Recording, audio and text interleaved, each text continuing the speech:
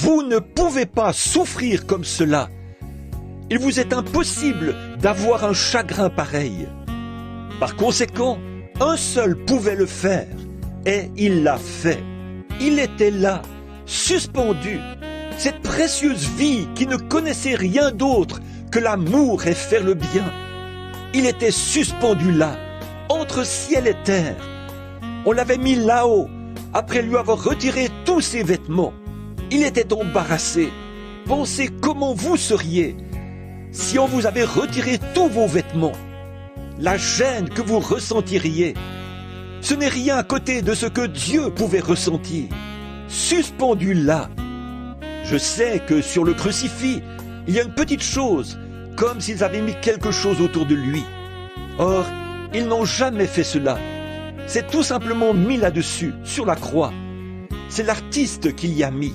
Ils l'ont dépouillé de ses vêtements. Il portait une robe. Ils l'ont arraché sur lui et se la sont tirés au sort. Il a été embarrassé à l'extrême. Et pourtant, lui qui était Dieu, dut se tenir là et laisser des pécheurs lui cracher au visage.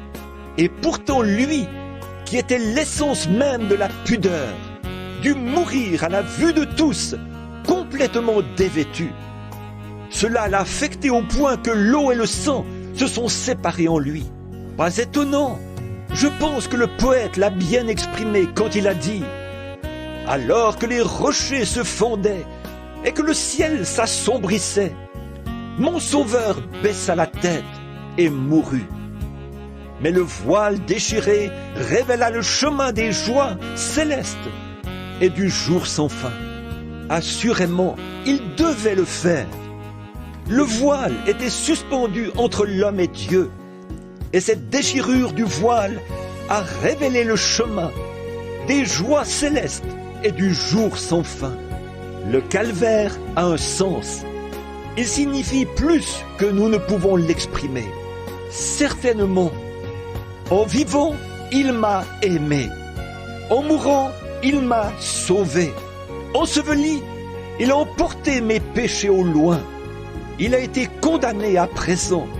Le péché n'a donc plus d'emprise. Lorsqu'il s'est écrié à la croix, tout est accompli. Le péché mourut.